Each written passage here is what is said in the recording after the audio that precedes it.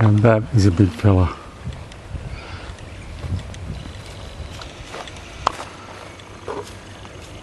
Yeah. He's a big fella. Just in the front yard of this house here. That's not what I wanted to film though. Actually what I wanted to get some footage of is this wattle here. Now this is the Acacia Suaveolens. And out of the 981 species of acacias or wattles, 971 of them are found in Australia. That's pretty awesome. This is, as I said, Acacia Suaveolens. In some parts of Australia they are at risk, counted as at risk or endangered species. But in this part of the world, quite a healthy population.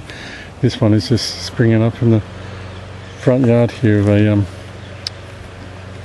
property. It's down the road from me. Now, what I wanted to show you is the incredible survivability, if there is such a word, of this species. Let me see if I can find... Yeah, here we go, look. Alright. On this branch, you see here, got some tiny little seed pods. Here we go. Little purpley guys. Tiny little things. Okay? You can see them as they come off this branch here. Little purpley ones. Now, over here, we've got some that are considerably larger. And yet, up here, all the same tree, we've got ones getting darker, and here you can see the seeds through it, and once these start to go a bit darker and blacker, they'll open up and the seeds will drop out. It reminds me a little bit of how kangaroos are, speak of the devil, reminds me a bit of how kangaroos are, can have one joey in the pouch and one at foot, as it were, permanently pregnant they call the kangaroos, and they can abort babies when times are rough and droughts and so on. Similarly, Australian plants, being so unique and having developed in isolation for so long, here on one branch, now on this one branch, if this branch was to be injured or fall off or break with those seed pods on it, we've got another branch here where the pods are developing at a different rate, and over here the pods are almost mature, and that's all on the one tree. These never get very large either, the Suaveolens. Probably, about 2 or 3 inches around, really is as thick as they get. They're quite a scrubby, spindly looking species. They're called a sweet-scented wattle. The flowers here are almost gone. I don't think they're very sweet. There's sweeter species to me. I think they actually have a bit of a toffee kind of smell to them. Not nasty or anything, just not very sweet in my book anyway.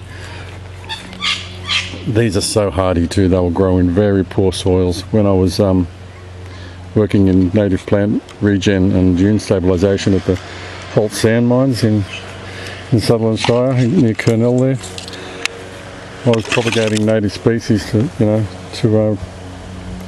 regenerate parts of the sand mine, and I found 2 only of this species growing on top of the old hardfill tip in the most horrible, hard, acidy, crappy ground amongst broken pipes and pottery and steel and rubbish, glass, in sandstone, and I managed to get the seed pods off those and grow some. I was very happy about, and it wasn't easy to do either. Lots of trial and error. So anyway, that's the Acacia Suaveolens. These phyllodes, or the leaves, as you would call them, are actually called phyllodes. Very long, thin leaves.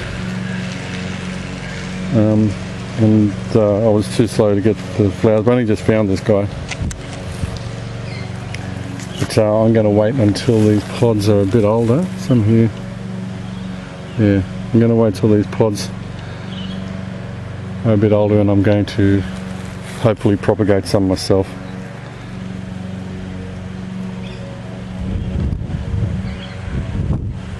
There's lots of them, and yes, as I showed you just how they can be. Look, here's some pods on the same branch. Look at that tiny little guy. And then on the same branch you've got ones this big. So they all come out at different times, and that gives the plant a better chance of survival should anything happen to it. And that's what you get from evolution in isolation.